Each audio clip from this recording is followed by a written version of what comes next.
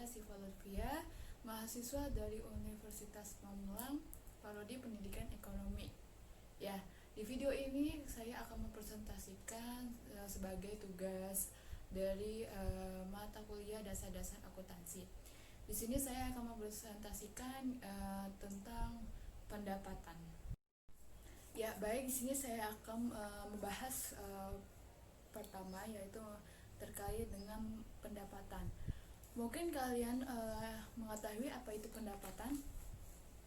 Ya, saya akan jelaskan bahwasannya pendapatan menurut dalam PSAK nomor 23 revisi 2010 menyatakan bahwasannya pendapatan ialah sebagai arus masuknya si bruto dari manfaat ekonomi yang timbul dari aktivitas normal perusahaan dalam selama suatu periode. Nah, pendapatan juga sebagai salah satu alat untuk pengukuran kinerja keuangan yang sangat penting. Kenapa? Ya, karena dengan adanya pendapatan kita bisa diberi gambaran atas kinerja perusahaan baik di masa lalu maupun di masa yang akan datang. Nah, untuk perbedaan jenis usahanya ini, kita bisa menghasilkan pendapatan dengan sebutan yang berbeda. Yang pertama itu adalah misalkan jenis usahanya itu perdagangan. Maka untuk pendapatan usaha yang normalnya itu adalah berjualan atau penjual. Nah, untuk jenis usahanya yaitu adalah manufaktur. Maka sama juga dengan perdagangan, yaitu untuk pendapatan usaha normalnya itu ialah penjualan. Sedangkan untuk jenis usaha bank dan lembaga keuangannya itu berbeda, yaitu adanya bunga, provisi, dan komisi. Nah, untuk jenis usaha leisure itu untuk pendapatan usaha normalnya itu adalah sewa. Dan untuk jenis usaha dari franchise itu pendapatan usaha normalnya itu adalah royalti. Nah, sedangkan yang terakhir jenis usahanya itu adalah konsultan, akuntan publik, advokat, notaris maupun jasa profesi. Itu pendapatan usaha normalnya itu adalah honorarium. Ya, PSAK nomor 23 itu mengatur adanya tentang pengakuan pendapatan, yaitu yang timbul dari adanya penjualan jasa, penjualan barang, maupun adanya penggunaan aset dari perusahaan oleh pihak-pihak lain yang nantinya bisa menghasilkan bunga, juga royalti maupun dividen. Nah, pengakuan pendapatan itu berkaitannya dengan waktu atau timing yang nantinya akan bisa dijadikan atau bisa membuat pembukuan pendapatan. Nah, di sini permasalahan dalam pengakuan pendapatan itu biasanya harus adanya yang diselesaikan sebelum siap atau prinsipnya itu yang sesuai dengan dapat diterapkan secara bermakna. Jadi sebelumnya itu permasalahannya itu dalam pengakuan pendapatan kita harus prepare sebelumnya, harus disesuaikan dengan waktu dan waktu serta jumlahnya agar nantinya kita bisa mengetahui sistem pendapatan atau pengakuan pendapatan yang kita terima. Ya, tadi sedikit membahas tentang pengakuan pendapatan. Di sini kita akan melanjutkan lagi tentang dasar dari pengakuan pendapatan. Ya, pendapatan dari kontrak itu bisa dijadikan sebagai pelanggan mengadopsi pendekatan aset-aset habilitas, yang dimana nantinya akan mengakui dan bisa mengukur pendapatan itu berdasarkan dari perubahan si asetnya dan liabilitasnya. Nah, dalam pendekatan ini perusahaan menganalisis dari kontrak yang dia setujui dan juga dengan pelanggannya. Karena apa? Nanti si kontraknya ini menjadi awal dari untuk terjadinya transaksi, yaitu transaksi pendapatan. Nah, di dalam kontrak ini terdapat adanya persyaratan transaksi. Jadi tidak sembarangan sama sekali perusahaan memberi membiarkan saja pelanggannya untuk melakukan transaksi pendapatan.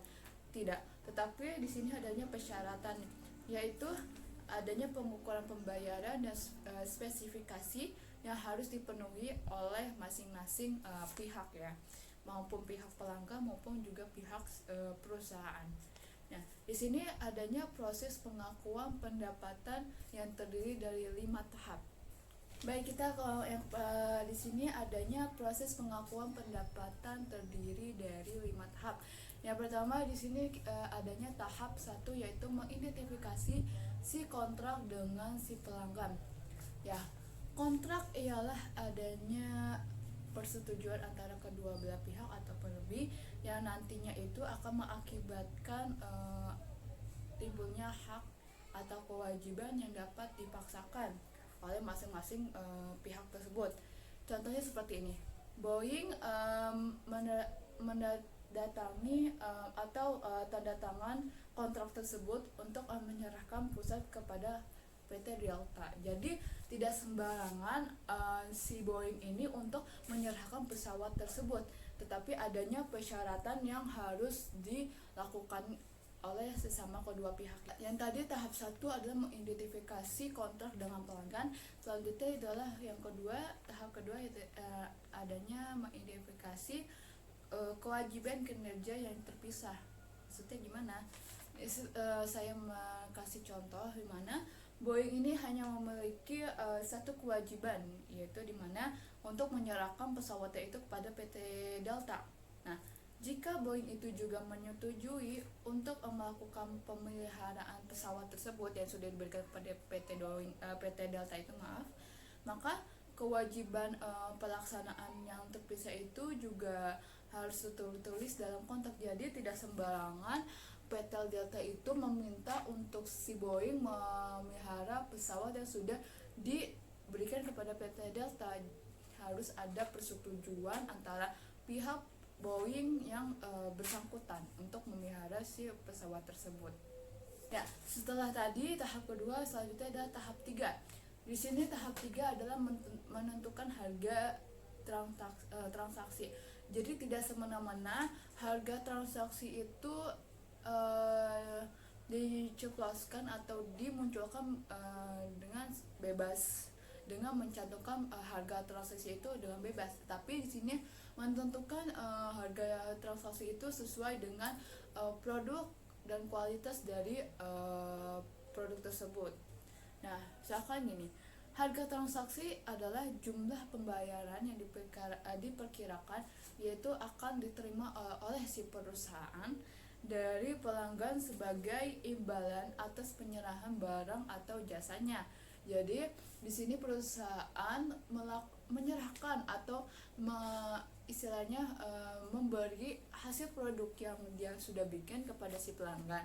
Jadi nanti si pelanggan menyetujui harga transaksi yang sudah ditentukan oleh si perusahaan. Misalkan saya akan kasih contoh, misalkan harga transaksinya itu adalah sebesar 100 miliar, maka pelanggan mau tidak mau ya harus mau sesuai dengan yang produk sudah dikasih, maka pelanggan membayar dengan harga 100 miliar tersebut. Tahap keempat di sini adanya mengalokasikan harga transaksi itu ke kewajiban kinerja yang terpisah. Maksudnya gimana? Di sini saya ambil kasusnya sedikit, yaitu misalkan Boeing ini hanya memiliki satu kewajiban kinerja, yaitu adalah menyerahkan pesawat kepada si PT Delta. Maksudnya gimana? Jadi setelah si Boeing ini sudah membuat pesawat segala macam yang sudah dipesan oleh PT Delta, maka halnya ini si Boeing ini harus menyerahkan pesawatnya itu kepada PT Delta. Ya, setelah itu yang kelima adalah mengakui pendapatan ketika setiap kewajiban kinerjanya itu telah terpenuhi. Nah, saya ambil contoh lagi sama halnya dengan Boeing. Yang saya ambil contoh dari adalah Boeing ya, masih tentang Boeing, di mana Boeing ini mengaku pendapatannya itu sebesar 100 miliar dari penjualan si pesawatnya ini. Nah, kepada si PT Delta. Nah, ketika si kepenuhannya itulah memenuhi, ya pembayarannya sudah terpenuhi, maka kewajiban kerjanya itu harus menyerahkan kepada si pesawat ini kepada PT Delta. Jadi setelah si Boeing ini membuat pesawat yang sudah direncanakan oleh si PT Delta, maka si PT Delta ini sudah membayar pesawatnya ini seharga 100 miliar kepada Boeing. Maka Boeing tidak semena-mena untuk tidak memberikan pesawat ini kepada PT Delta. Maka Boeing harus menyerahkan pesawat itu kepada PT Delta. Ya, tadi sudah menjelaskan tentang tahap 5 untuk persyaratan dalam pengakuan pendapatan. Di sini saya akan membahas kembali untuk lebih memudah memahami dalam 5 tahap yang sudah dijelaskan tadi. Misalkan di sini saya ada contoh tentang Cafe Mora. Di sini Cafe Mora itu menjual minuman kopi, entah teh, jus, dan juga macam-macam kue ya, macam-macam makanan. Nah, untuk merayakan tahunnya yang kedua, sini Cafe Mora itu menawarkan diskon sebesar-besarnya, yaitu seharga Rp5.000 per yang produk yang ia jual. Di sini misalkan nih, jika membeli secangkir kopi dan sepotong rainbow cake, maka harga normal secangkir kopi itu kan harganya Rp15.000. Nah, dan harga normal rainbow cake itu seharga Rp10.000 dalam satu potong ya. Nah, misalkan nih ya, saya memesan secangkir kopi dan sepotong rainbow cake ini. Nah, dan dia membayarnya itu sebesar Rp20.000. Nah, di sini dalam tahap satunya itu tadi kan tahap 1 mengidentifikasi kontrak dengan pelanggan. Makanya kita pertama kali kita harus menentukan apakah terdapat kontrak yang valid atau sah antara Cafe Mora dengan misalkan saya. Maka kontrak yang valid itu harus memiliki komponen-komponennya. Seperti apa komponen-komponennya? Ya, yang pertama itu ialah di sini kontraknya ini harus memiliki substansi komersial, yang dimana misalkan saya ini harus menyerahkan secara cash untuk memperoleh secangkir kopi dan kue rainbow cake ya. Nah, selanjutnya yang kedua ini adalah kontrak telah disepakati oleh semua pihak ya.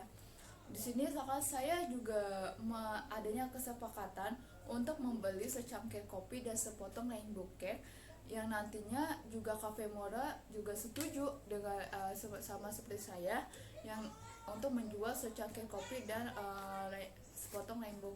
Ya, yang baik yang ketiga adalah semua pihak itu dapat diidentifikasi. Karena apa? Karena misalkan saya ini berhak atas secangkir kopi dan sepotong rainbow cake-nya itu, rainbow cake-nya yang saya pesan itu. Sedangkan untuk Cafe Mora ini berhak menerima kas dari saya yang sebesar itu 20.000. Jadi sama-sama saling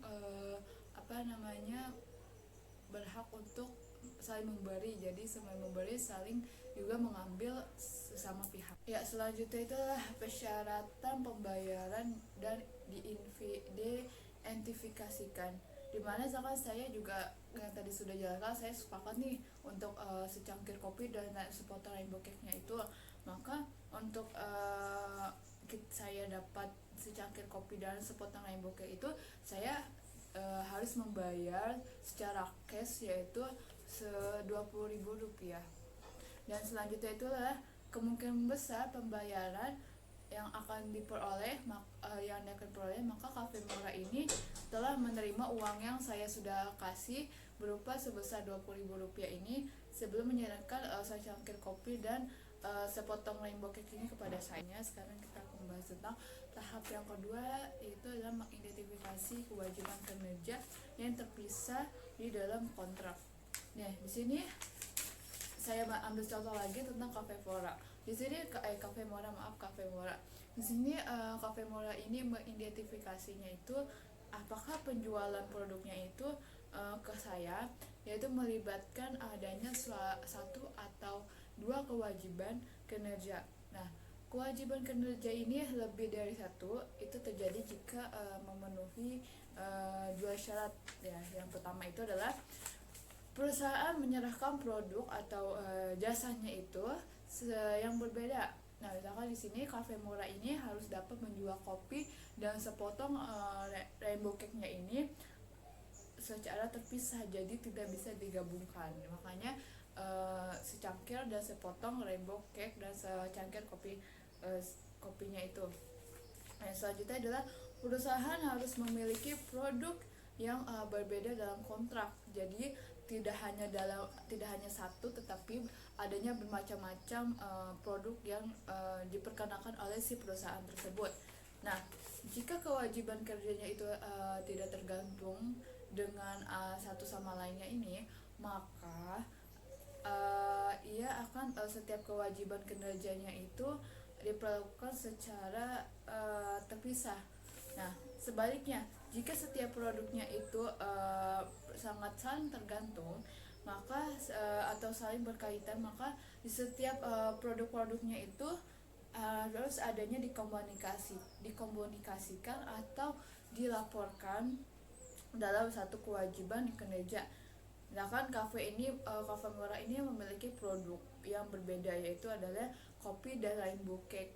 Nah, dari secangkir kopi ini dan sepotong rainbow cake ini, maka berbeda dengan satu sama lainnya, maka juga tidak saling bergantungan atau terkait, sehingga Cafe Mora ini dapat menjual kopi dan rainbow cake ini secara terpisah.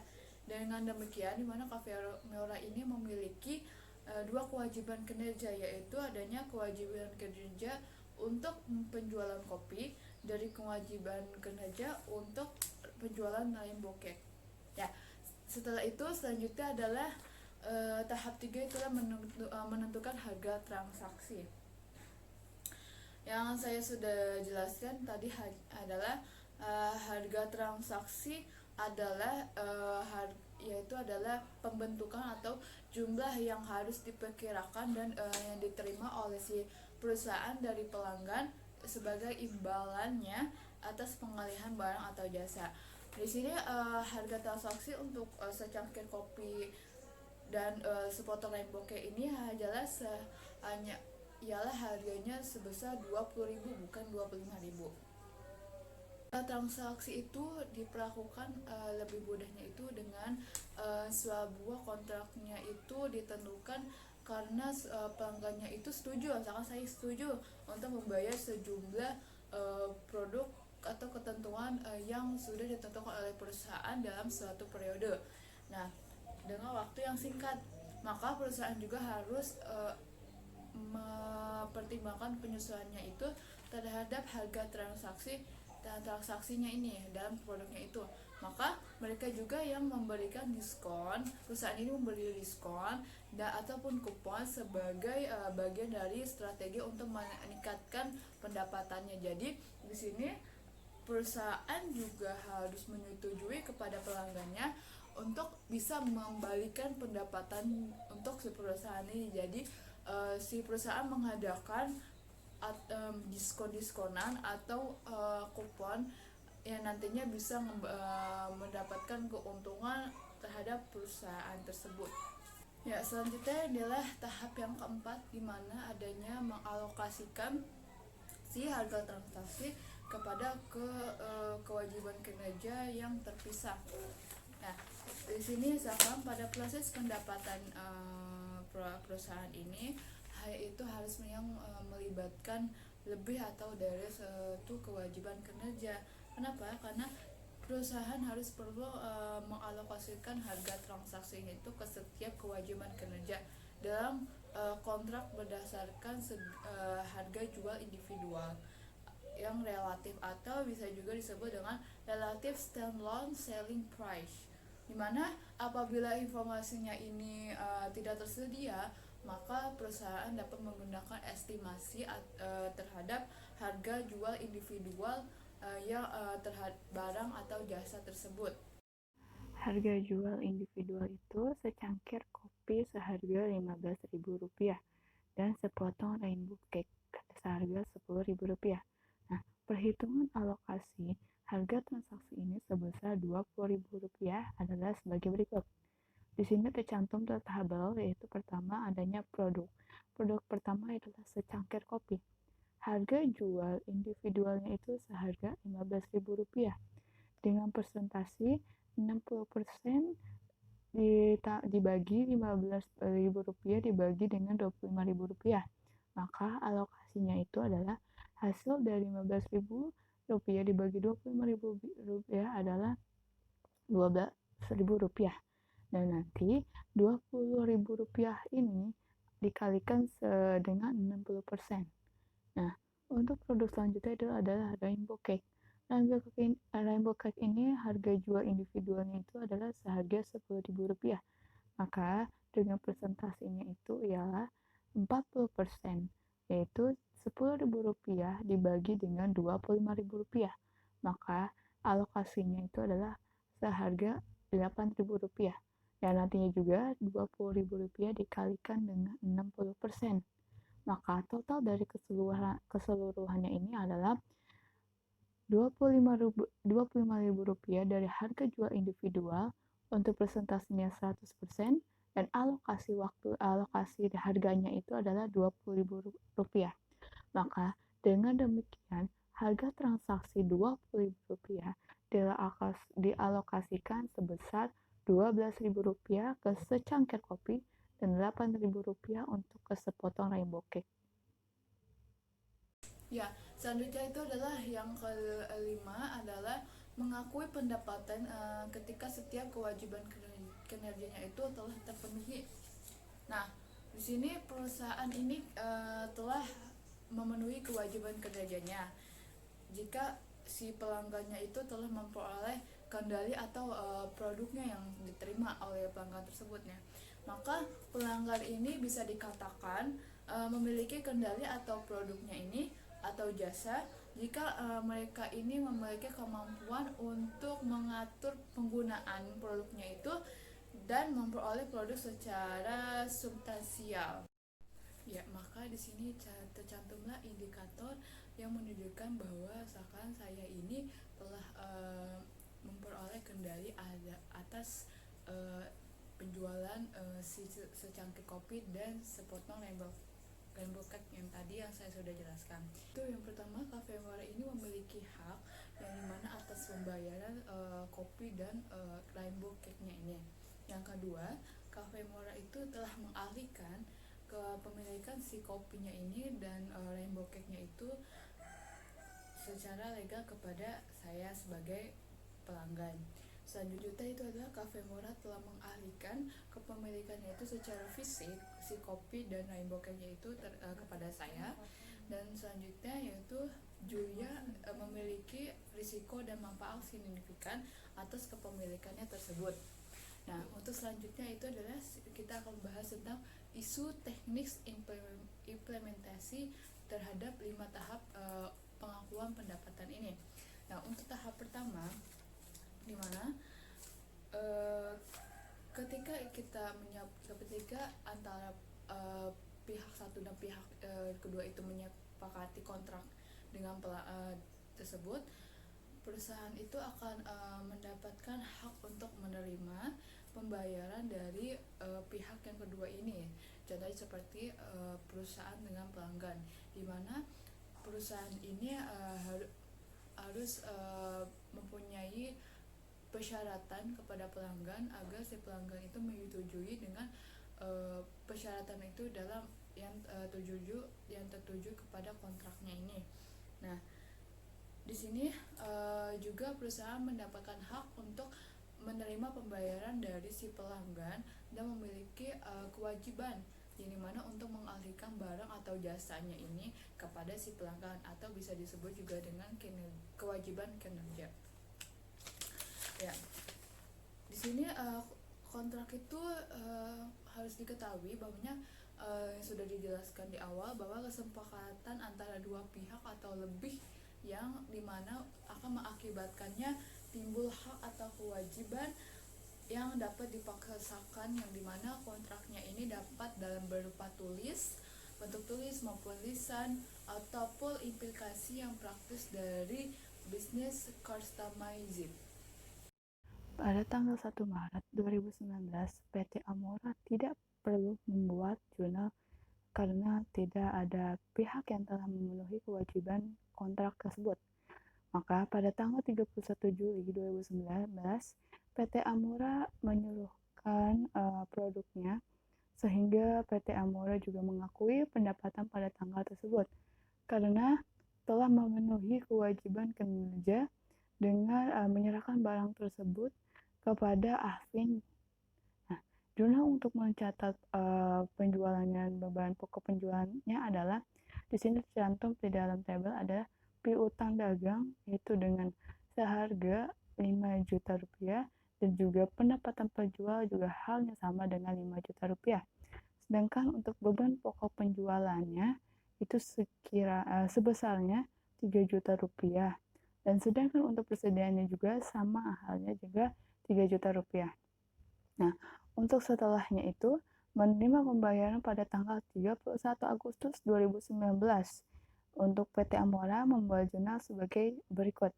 Yang ada di tabel ini bahwasannya dia menerima uang tersebut atau kas yang bisa disebut juga, yaitu seharga 5 juta rupiah, dan untuk piutang dagangnya 5 juta rupiah.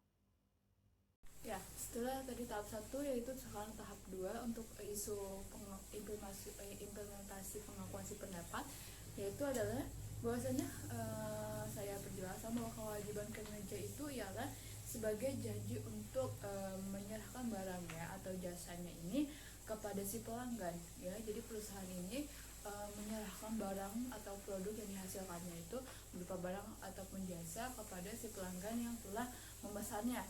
Nah, di mana janji ini bisa dinyatakan sebagai explicit, implicit, dan juga atau berdasarkan praktik bisnis yang customized. Nah, di mana tujuannya itu untuk menentukan apakah si janji dari perusahaan ini adanya untuk mengalihkan barang dan jasa, dan juga secara individual dengan si pelanggan. Nah, maka di sini atau untuk mengalihkan kombinasinya ini untuk jadikan item yang dimana barang atau jasanya ini akan jadikannya input untuk untuk si perusahaan tersebut. Ya, contohnya seperti dimana ketika Cafe Mora ini sedang manualnya itu adanya secangkir kopi yang dimana dan membutuhkan bahan-bahannya dan juga rainbow cake-nya ini terhadap Julia. Maka terjadilah dua kewajiban kinerja ini. Nah, dalam hal ini baik secangkir kopi maupun sepotong rainbow cake ini memiliki harganya yang harga jualnya ini sendiri-sendiri atau masing-masing dari secangkir kopi dan rainbow cake ini. Jadi harga jualnya ini berbeda. Dan meskipun dengan dua janji tersebut terdapat ya dalam satu kontrak, maka sebaliknya di Cafe Mora ini menjual kopi, di mana kopi light atau yang terdiri dari kopi susu, dan kepada pelanggan atau yang sebagai contohnya itu saya. Nah, di mana maka produk tersebut merupakan kombinasi item, ya, yang dimana dan dilaporkan sebagai satu kewajiban kinerja. Kenapa bisa begitu? Ya, karena di sini meskipun kopi dan susu ini merupakan dua produk yang berbeda, kopi dan susu ini, tetapi dia dalam kontraknya ini kopi dan susu ini adalah saling berkaitan. Setelah itu kita akan lanjut ke yang tahap 3, di mana di sini dalam kontrak adanya perusahaan juga harus perlu untuk mempertimbangkan faktor-faktor yang terjadi di dalam kontrak, seperti adalah imbalan. Yang pertama itu adalah imbalan variabel. Mengapa? Karena dalam beberapa hal ini harga barang atau jasa itu tergantung pada kegiatan di masa yang akan datang. Jadi maka seperti ini, dari harga tersebut, misalkan harga suatu produknya ini mengalami kenaikan harga, maka potongan pembelian juga, potongan laba juga, kreditnya, bonus kerja maupun royaltinya juga. Nah, juga perusahaan dapat menggunakan metode probability weighted atau disebut juga dengan aspect value atau metode most likely, yang dimana untuk mengestimasi jumlah timbalan variabelnya ini tergantung mana yang lebih baik untuk memprediksi imbalan variabelnya itu yang dimiliki oleh si perusahaan. Nah, perusahaan juga menggunakan metode probability weighting, di mana perusahaannya ini, jika perusahaannya itu memiliki banyak kontrak dari karakteristik yang serupa. Jadi misalkan kontraknya ini sama-sama memiliki kandungan sama, maka secara ini perusahaan mau tidak mau harus memiliki kontrak yang lebih banyak lagi. Selanjutnya, perusahaan memiliki hasil dan probabilitas yang terbatas, di mana perusahaan juga bisa menggunakan metode most likely, yang dimana metode most likely amount ini jika kontraknya ini hanya terdiri dari dua kemungkinan, yaitu misalkan hasilnya ini yaitu 100% atau gagal sama sekali. Misalnya, PT Bangun Jaya ini memiliki kontrak dengan pelanggan, yaitu untuk membangun gudang, yaitu senilai 100 juta rupiah. Dengan bonus kinerja yaitu seharga sebesar 50 juta rupiah, yang dibayarkannya itu berdasarkan waktu penyelesaiannya. Maka jumlah bonus kinerja yaitu berkurang sebesar 10% per minggunya jika penyelesaiannya gudangnya itu mundur dari tanggal yang disepakati. Nah, kontrak tersebut serupa dengan kontrak yang dikerjakan PT Bangun Jaya. Untuk mengestimasi 60% probabilitasnya juga kontrak dapat diselesaikan sesuai dengan tanggal yang disepakati. Dan 30% itu probabilitas terlambat 1 minggu. Dan hanya 10% probabilitas terlambat 2 minggu. Maka terjadilah tabel berikut ini yang dicantumkan tabel ini. Nah, untuk tepat waktunya tadi sudah diestimasikan itu 60%, maka dikalikan untuk 160 juta. 160 juta ini dari mana? Yaitu dari 100 juta ini ditambah dengan 50 juta.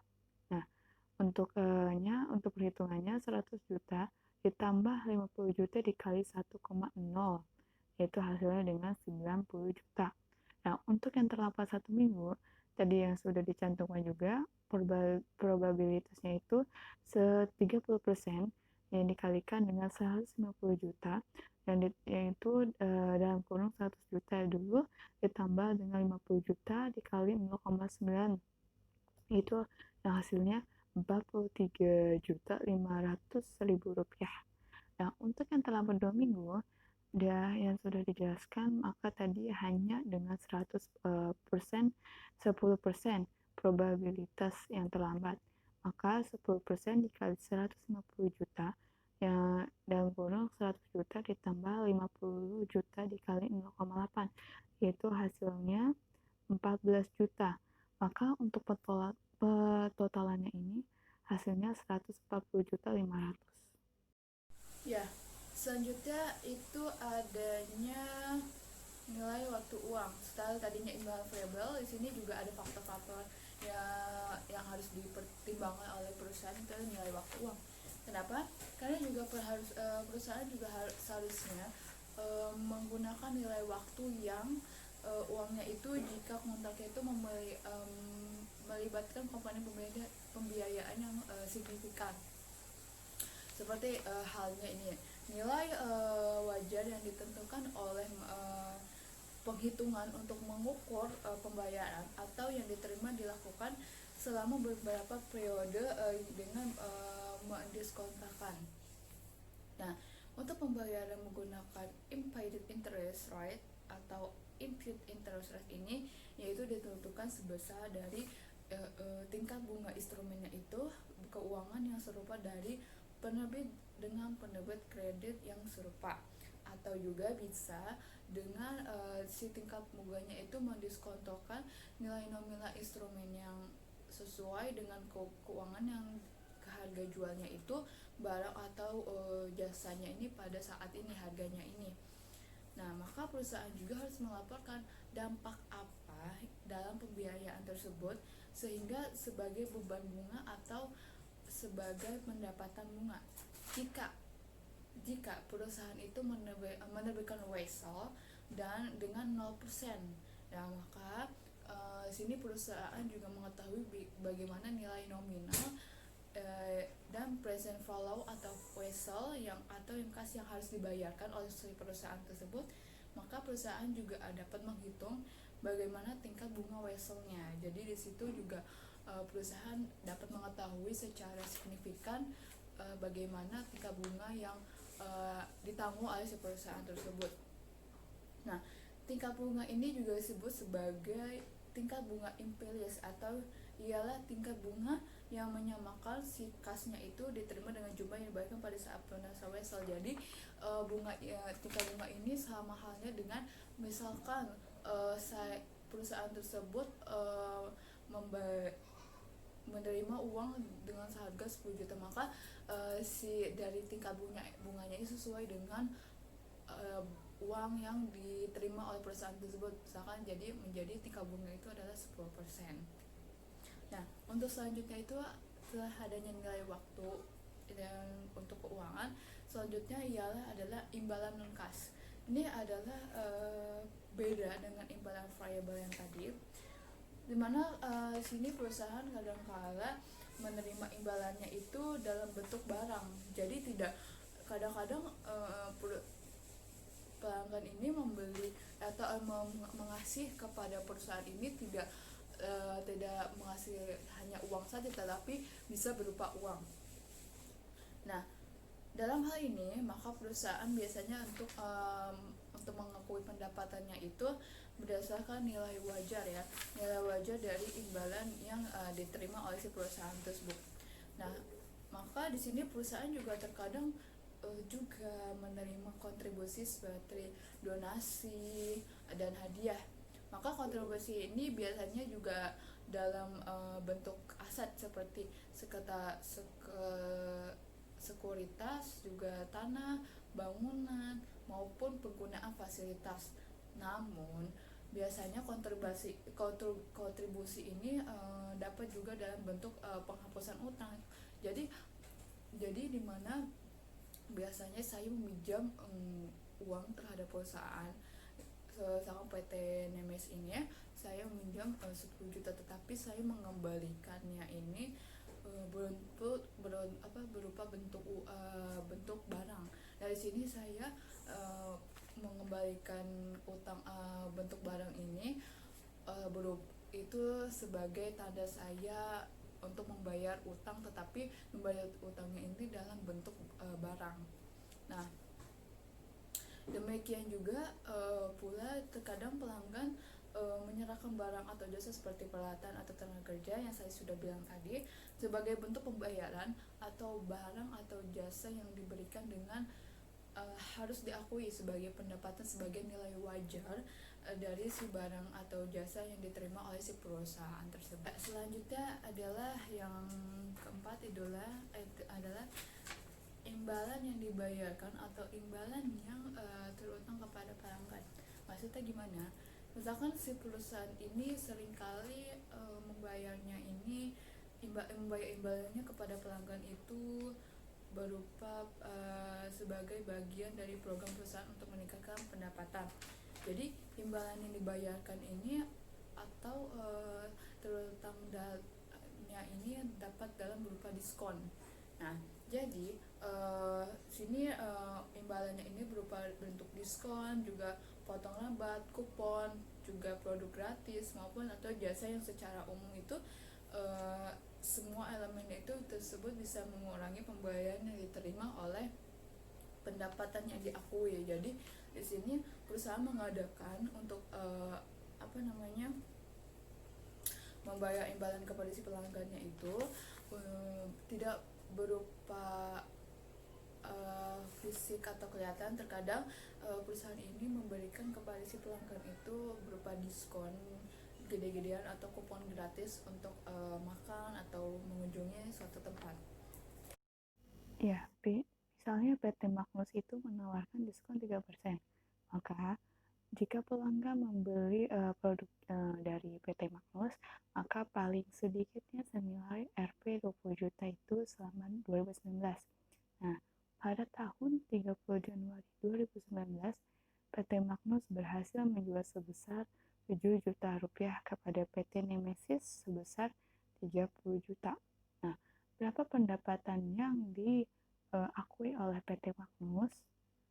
Nah, dalam hal ini PT Magnus harus mengurangi pendapatannya itu sebesar 210 juta rupiah.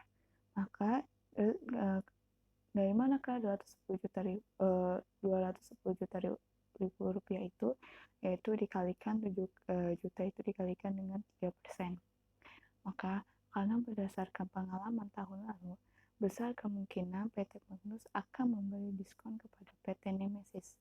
Nah, untuk pendapatan PT Magnus ini menjadi 6.790.000, yang dimana nominalnya ini 7 juta dikurangi dengan 210.000. Nah, jika PT Magnus tidak mengakuinya, maka diskon tersebut akan menyebabkan pendapatannya menjadi terlalu besar selama 6 bulan pertama.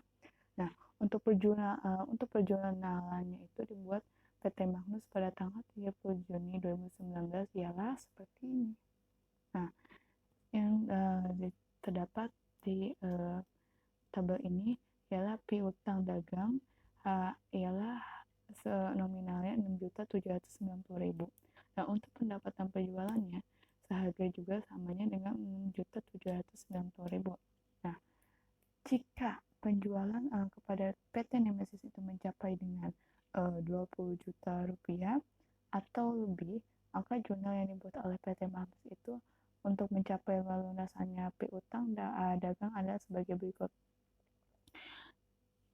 Untuk kasnya itu 6.790.000, dan untuk munculnya piutang dagang halnya juga sama dengan 6.790.000. Tahap yang keempat, di mana di sini perusahaan juga seringkali untuk meningkatkan atau mengalokasikan harga transaksinya itu lebih dari satu kewajiban kinerja. Karena apa? Karena di sini jika alokasinya itu diperlukan oleh perusahaan, maka harga yang dalam terwujud di transaksi tersebut dialokasikan ke berbagai kewajiban kinerja yang berdasarkan nilai wajar relatifnya. Di sini untuk pengukuran nilai wajarnya ini terbaik yaitu adalah harga jual dari individual atau harga barang atau jasa yang jika dijual itu secara individual, secara sendiri ya, dalam satu produk tersebut. Nah, terdapat 3 pendekatan untuk mengalokasikan harga transaksi itu. Yang pertama adalah pendekatan penilaian pasar. Nah, dalam pendekatan ini perusahaan itu akan mengevaluasi pasar yang ditentukan oleh perusahaan, yang dimana untuk menjual barang atau jasanya ini untuk mengestimasi harga yang mau dibayarkan oleh si perusahaan oleh pelanggan pasar tersebut untuk barang atau jasa perusahaan. Jadi di sini perusahaan harus mensurvei terlebih dahulu bagaimana keadaan dan lokasi yang tepat untuk memperkenalkan produknya ini kepada si pelanggan. Dan nantinya si perusahaan ini dapat mengestimasikan harga yang mau dibayarkan oleh si pelanggan. Jadi sini perusahaannya harus menyesuaikan lokasi pasar tersebut. Di sini adanya yang kedua adalah pendekatan prediksi biaya, di mana Di sini ditambahnya adalah margin laba. Di sini perusahaan akan membuat prediksi biaya untuk memenuhi kewajiban kinerjanya dan juga kemudian menambahkan margin laba. Jadi di sini perusahaan harus memprediksi harga-harga untuk produknya, dan di sini juga maka perusahaan harus dapat perhitungan dalam keuntungan yang didapatnya. Nah, selanjutnya adalah pendekatan nilai residu. Nah, di sini maksudnya gimana apabila harga jual si produknya ini individual, maka tidak dapat dipastikan juga. Karena apa? Karena perusahaan juga dapat membuat estimasi harga jual individual dengan mengurangi total harga transaksi, yaitu dengan harga jual individual barang atau jasanya lainnya dalam satu kontrak. Jadi di sini perusahaan juga tidak dapat dipastikan juga dengan satu produk yang diperkenalkan untuk kepada pelanggan dengan harga transaksi yang berbeda.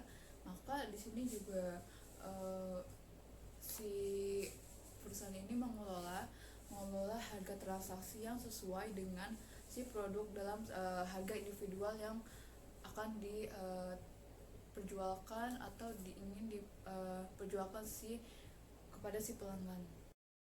Misalnya, untuk percontohannya ini, PT Poseidon menyepakati untuk kontrak dengan pelanggan untuk menjual produknya, yaitu produk A, B, dan C, yaitu dengan harga 100 juta rupiah. Nah, maka PT Poseidon ini secara regulernya itu menjual produk A dengan secara terpisah, yang sehingga harga jual individualnya itu untuk produk A itu dapat dipastikan sebesar 50 juta rupiah. Nah, untuk harga jual individual produk B-nya itu diestimasikan dengan menggunakan pendekatan penyesuaian penilaian pasar itu, dan ditentukan sebesar 30 juta rupiah. Nah, PT Poseidon juga memutuskan untuk menentukan harga jual produksi C karena mereka yakin bahwa produk A dan B telah dinilai dengan tepat. Maka harga jual produk C itu dialokasikan sebagai berikut. Terdapat di tabel ini. Untuk produk A, harganya itu yang sudah dicantumkan tadi, yaitu dengan nominal 50 juta. Maka untuk keterangannya memiliki harga jual individual.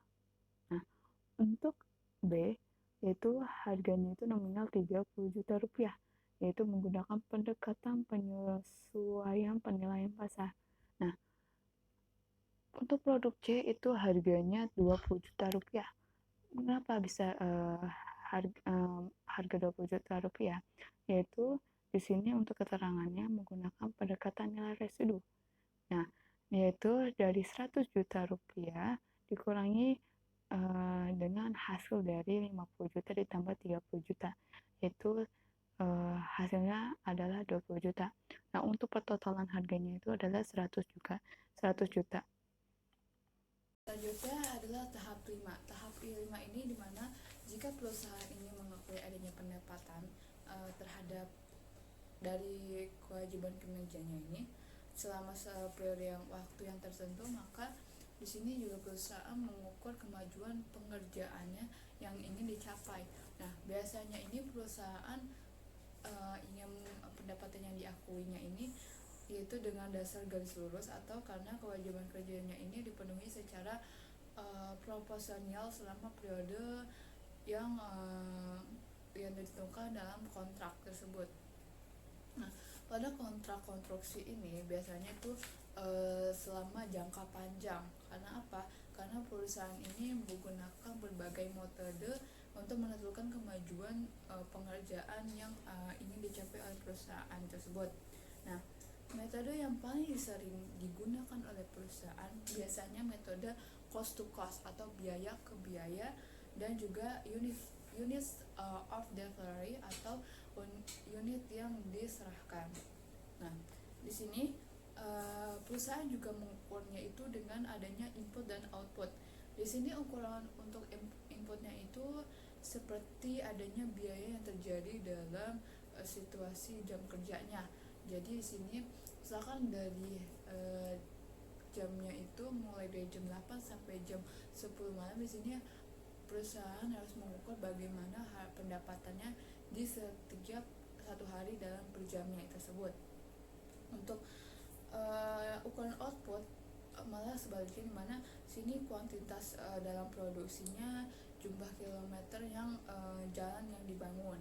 Nah, untuk ukuran input ini sangat populer yang digunakan, banyak sekali yang digunakan oleh para perusahaan, karena berdasarkan metode ini juga perusahaannya itu dapat mengukur presentasi dalam penyelesaian dengan membandingkan biaya ke biayanya yang terjadi dengan estimasi total. Jadi di sini perusahaan bisa menjangkau biaya yang diperlukan untuk menyelesaikan kontrak tersebut. Ya, selanjutnya tadi sudah dasar-dasar pengakuan pendapatan dan juga tentang isu implementasi atas pengakuan pendapatan. Selanjutnya adalah untuk penjualan barang. Nah, di sini penjualan barang, dalam hal ini BSAK 23 menyatakan bahwasannya pendapatan dari penjual barang atau jasa yang dilakukan oleh perusahaan di seluruh kondisi ini berikut ialah harus yang dipenuhi adalah di mana perusahaan harus memindahkan risiko secara signifikan antara yang telah memindahkan manfaat kepemilikan barang pada si pembeli. Dan selanjutnya adalah perusahaan juga tidak lagi mengelola dan atau melakukan pengendalian efektif atas barang yang dijual. Nah, selanjutnya itu adalah jumlah pendapatan tersebut dapat diukur dengan andal atau dengan secara berurutan. Nah, di sini juga besar kemungkinan dari manfaat ekonomi yang dihubungkan dengan transaksi akan mengalir secara terus-menerus ke perusahaan tersebut. Nah, untuk biayanya lagi, di sini yang terjadi atau yang akan terjadi sehubungan dengan transaksi penjualan yang akan diukur dengan andal. Bagaimana maksudnya? Di sini salah satu syarat yang utama yang harus diakui oleh dari pengakuan pendapatan ialah penjualan barang. Karena apa? Karena sini penjualan barang bahwasannya penjual telah memindahkan risiko signifikan dan manfaat kepemilikan kepada si pembeli. Nah, contoh dari retur penjualan kredit ialah misalnya pada tanggal 12 Januari 2019 PT Aris itu menjual 100 unit kamera, yaitu dengan seharga Rp100.000 per unit dari si kamera tersebut, yaitu secara kredit ke PT Hermes. Nah, PT Aris itu juga memperbolehkan PT Hermes untuk meretur kamera dalam waktu 45 hari setelah pembelian dari kamera tersebut. Nah, untuk beban pokok penjualnya, setiap unit kamera adalah seharga Rp60.000. Maka PT Aris mengestimasikan bahwa 1. 3 unit produk akan diretur dan juga produk yang akan diretur dapat dijual kembali dengan menghasilkan labanya. Nah, pada tanggal 24 Januari juga 2019 PT Hermes meretur 2 unit kamera karena dengan salah warna. Maka pada tanggal 31 Januari 2019 PT Aris menyusun laporan keuangan dan menetapkan bahwa kemungkinan hanya satu lagi kamera yang akan diretur. Maka PT Aris juga membuat jurnal sebagai berikut. Nah, untuk yang awal 12 Januari, ya di sini tercantum piutang dagang yaitu yang dari harganya itu 10 juta. Nah, untuk pendapatan penjualnya itu dari 100 kali 100.000, yaitu hasilnya 10 juta. Nah, untuk beban pokoknya penjualan itu seharga 6 juta. Nah, kenapa bisa 6 juta? Yaitu dari harga dari persediaan. Persediaannya ini 100 dikali 60 juta, ya harganya juga 6 juta rupiah. Nah, dan untuk dalam 12 Januari ini untuk mencatat retur 2 unit kamera. Untuk tanggal 20 Januari 2019, retur penjualan ini seharga 200.000. Nah, bisa terdapat bahwa piutang dagang ini dikalikan dulu, yaitu 2 unit kamera ini dikalikan dengan Rp100.000 menjadi Rp200.000. Untuk persediaan di returnya itu seharga dengan Rp120.000. Terlihat bahwasannya beban pokok penjualnya itu dalam perhitungannya 2 unit kamera dikali dengan Rp60.000, yaitu menjadi Rp120.000. Nah, untuk tabel ini untuk mencatat retur unit 2 kamera. Ya, akun retur penjualan itu merupakan akun kontra dari persediaan penjualan. Nah, untuk akun persediaan di retur itu digunakan untuk memaksimalkan atau memisahkan persediaan-persediaan yang di retur itu dengan persediaan biasa. Ya, setelah dihitung dari tanggal 12 Juni 24 Januari, sekarang pada tanggal 31 Januari 2019, PT Aris telah menyusun laporan keuangan keuangan. Nah, untuk PT Aris pada awalnya mengestimasikan bahwa 3 unit kamera akan diretur dan yakin jika estimasinya itu tersebut dengan tepat. Nah, untuk jumlah penyesuaiannya itu yang dibuat oleh PT Aris pada tanggal 31 Januari 2019 adalah letter penjualan Rp100.000. Maka untuk cadangan letter penjualannya itu untuk kameranya khususnya yaitu 1 kali 100.000, yaitu sama dengan 100.000. Nah, untuk pencatatan ini estimasinya retur untuk 1 unit kamera. Untuk selanjutnya retur persediaan diestimasi yaitu dengan seharga Rp60.000. Nah, terlihat beban pokok penjualan 1 kali Rp60.000, maka hasilnya Rp60.000.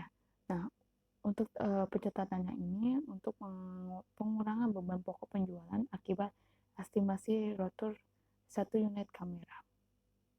Ya, akun cadangan retur penjualan merupakan akun dari piutang dagang. Karena akun retur persediaan diestimasi ini adalah akun yang menambah atau akan menambah si akun persediaan di retur pada akhir periode yang ditentukan dalam pelaporan. Seandainya juga PT Aris tidak mengembalikan uang ketika PT Hemis juga meratur 2 unit kamera pada tanggal 24 Januari 2019, maka PT Aris juga membuat jurnal sebagai berikut. Ya, retur penjualan itu dari 200.000 terlihat dari utang dagang karena PT Hemis meratur 2 unit kamera, maka 2 kali Rp100.000 menjadi Rp200.000.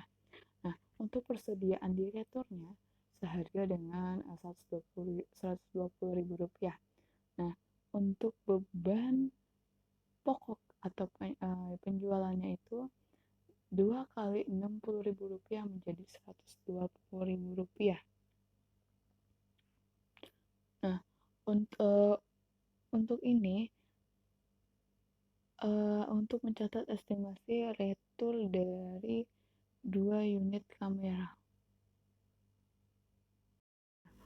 Untuk laporan laba rugi PT Aris telah dibuat. Jurnalnya itu adalah melaporkan retur penjualan. Ya, terdapat yang berawal pendapatan penjualan itu dari harga 100 dikalikan dengan Rp100.000, yaitu hasilnya dengan Rp10 juta untuk dan dikuranginya itu dari retur penjualan yaitu seharga Rp200.000 ditambah dengan Rp100.000 menjadi Rp300.000. Nah, Rp200.000 ini dari 2 unit kamera dan 1 unit kamera. Untuk penjualan bersihnya itu maka dapat ditotalkan dari penambahan ini dari pengurangan yaitu seharga Rp9.700.000. Nah, untuk beban pokok penjualannya yaitu dapat dikali dari hasil ini 97 dikali Rp60.000, itu menghasilkan Rp5.820.000. Maka untuk laba brutonya dapat dikurangi menjadi Rp3.880.000. Nah, untuk penjualan bersih juga mencerminkan jumlah pendapatan yang berhak diperoleh PT Aris. Nah, untuk laporan posisi keuangannya juga PT Alis pada per tanggalnya itu 31 Januari 2019 sebagai berikut. Nah, untuk piutang dagangnya di sini 10 juta rupiah dikurang 200.000 rupiah 200.000 rupiah ini dari 2 unit kamera, yaitu menjadi 9.800.000 rupiah. Nah, dikuranginya ini beda, yaitu beda dengan letter penjualan tadi. Sekarang itu adalah dengan cadangannya, yaitu seharga 100.000 rupiah. Maka piutang dagang atau neto hasilnya dari 9.800.000 dikurang dengan 100.000 hasilnya 9.700.000. Nah, untuk persediaan di returnya itu juga termasuk estimasi ya. Estimasi yaitu dari 3 kali 500.000, 3 unit kamera ya. Maka hasilnya itu adalah 180.000 rupiah. Ya. Sedangkan untuk letter secara penjualan tunai, misalkan ya, PT Alis pada contoh di atas itu sudah menjual secara tunai, maka PT Alis membuat jurnal sebagai berikut. Nah, ini khusus untuk secara tunai. Maka 12 Januari 2019 maka dibuatlah jurnal itu kas dengan harga dengan nominal 10 juta rupiah. Maka untuk pendapatan penjualannya itu 100 dikali dengan 100.000 rupiah, maka hasilnya 10 juta rupiah. Untuk selanjutnya beban pokok penjualan itu seharga dengan 6 juta rupiah. Maka untuk persediaannya ini 100 dikali 60.000 rupiah, maaf, maka hasilnya 6 juta rupiah. Nah, di sini dalam perjunalannya ini untuk mencatat penjualan kamera dan beban pokok penjualan. Ya, di mana PT Aris ini mencatat utang dagangnya itu untuk mengakui bahwa mereka itu tidak memiliki atau memiliki utang pada PT Hamis untuk itu 2 unit kamera yang ada di PT Hamis. Nah, akun ratu penjualannya ini adalah merupakan akun kostra dari pendapatan si penjual. Nah, sedangkan akun persediaan di retur ini digunakan untuk memisahkan persediaan barang yang di retur maupun persediaan barang yang biasa. Pada tanggal 31 Januari 2019, maka PT Aris menyusun kembali laporan keuangan. Seperti informasi yang sudah tercantum, yang sudah dijelaskan tadi, maka PT Aris pada awalnya mengestimasikan bahwa 3 unit kamera akan diretur dan yakin jika estimasinya itu tersebut dengan tepat. Maka demikian, masih ada 1 unit lagi kamera yang akan diretur oleh PT Aris. Maka jurnal penyesuaian yang dibuat oleh PT Aris pada tanggal 31 Januari 2019 adalah retur penjualan, yaitu dari 100.000 rupiah. 100.000 rupiah, dan untuk utang dagangnya ini 1 dikali 100.000 rupiah, itu dalam mencatat estimasi retur 1 unit kamera. Nah, untuk selanjutnya retur persediaan diestimasi, yaitu dengan harga 60.000 rupiah, maka tercatatlah beban pokok penjualan 1 kali 60.000 rupiah seharga 60.000 rupiah. Nah, untuk pencatatannya ini untuk pengurangan beban pokok penjualan akibat estimasi retur unit kamera. Untuk laporan laba rugi PT Aris telah dibuat. Jurnalnya itu adalah melaporkan retur penjualan. Ya, terdapat yang berawal pendapatan penjualan itu dari harga 100 dikalikan dengan 100.000 rupiah, yaitu hasilnya dengan 10 juta rupiah. Untuk dan dikuranginya itu dari retur penjualan, yaitu seharga 200.000 ditambah dengan 100.000 menjadi 300.000 rupiah. Nah, 200.000 ini dari 2 unit kamera dan 1 unit kamera. Untuk penjualan bersihnya itu maka dapat ditotalkan dari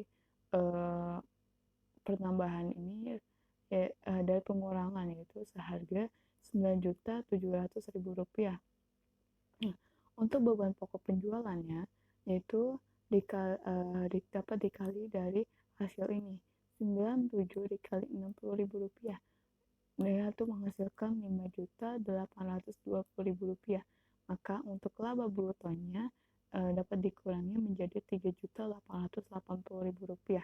Nah, untuk penjualan bersih laporan posisi keuangan PT Aris pada pertanggal 31 Januari 2019 ialah tercantum kasnya itu seharga Rp10 juta. Ya, persediaan direkturnya ini atau termasuk estimasi. Maka terdapat 3 kali Rp60.000 seharga Rp180.000. Untuk utang dagangnya di sini Rp20.000 ditambah Rp200.000 ditambah Rp100.000, maka hasilnya menjadi Rp300.000. Ya, dimana perusahaan untuk mencatat asetnya itu apa yang diretur akunnya itu yang terpisah dari persediaan untuk tujuan yang transparansi. Nah, untuk menentukan jumlahnya ini, maka tercatat aset yang diretur oleh si perusahaan yang perlu dilakukannya itu untuk tes penurunan nilainya. Jika si perusahaan tidak mampu untuk mengestimasi tingkat retur dan andalnya ini, maka perusahaan tidak boleh atau tidak bisa melaporkan hasil dari pendapatan per bulan atau per tahun si perusahaan tersebut. Selanjutnya untuk terakhir materinya itu adalah tentang pengakuan.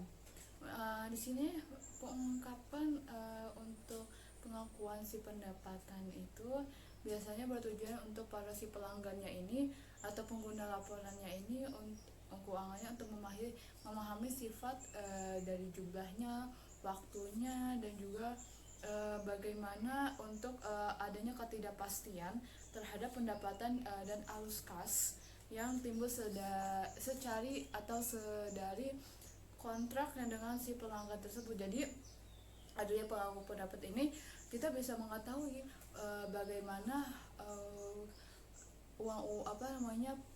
kas-kas yang sudah masuk di perusahaan tersebut dengan apa tujuan keterangannya, juga bagaimana itu waktunya kapan, dan nominal jumlahnya juga berapa. Jadi kita bisa mengetahui adanya pengakuan dari pendapatan ini. Nah, di sini juga untuk mencapainya tujuannya tersebut, maka entitas pengungkapkan informasi kualitatif dan kualitatif mengenai hal-halnya itu adalah seperti yang pertama, kontrak dengan pelanggan. Ya, dalam pengungkapan ini yaitu meliputi adanya disagresi ya. Disagresi pendapatan yaitu berdasarkan pasar geografis utama. Dan di mana sini lini produk utama dan waktu pengakuan si pendapatannya. Maka dari sini maka barang yang dilakukan atau yang diahlikan dalam satu waktunya itu akan secara dalam periode waktu yang tertentu atau waktu yang sudah ditentukan. Selanjutnya adalah pertimbangan signifikan. Nah, dalam pertimbangan signifikan ini adalah adanya pengakuan yang dimana meliputi adanya pertimbangan dan si perubahan pertimbangan yang mempengaruhi adanya penentuan harga transaksi, lokasi harganya bagaimana, dan juga penentuan waktu si pengakuan pendapat tersebut. Jadi di sini kita bisa mempertimbangkan agar kita bisa mengetahui bagaimana harga transaksi yang tepat untuk yang dilakukan oleh si perusahaan tersebut. Selanjutnya itu adalah aset yang diakui dari si biaya untuk mendapatkan kontrak. Nah, di sini adalah untuk pengungkapannya ini meliputi saldo akhir yang ada di aset yang diakui untuk mendapatkan kontrak, dan juga jumlah amortisasi yang diakui dan juga metode amortisasi. Ya, baik, saya akhiri di video pembelajaran ini. Maaf jika kalau ada kata-kata salah, dan juga maaf jika kalau saya untuk menjelaskannya masih ada yang kurang atau bagaimana. Saya minta maaf, dan di sini saya Semoga untuk adanya video ini sebuah manfaat untuk kalian yang untuk memahami adanya materi pendapatan. Jadi kurang lebihnya mohon maaf. Wassalamualaikum warahmatullahi wabarakatuh.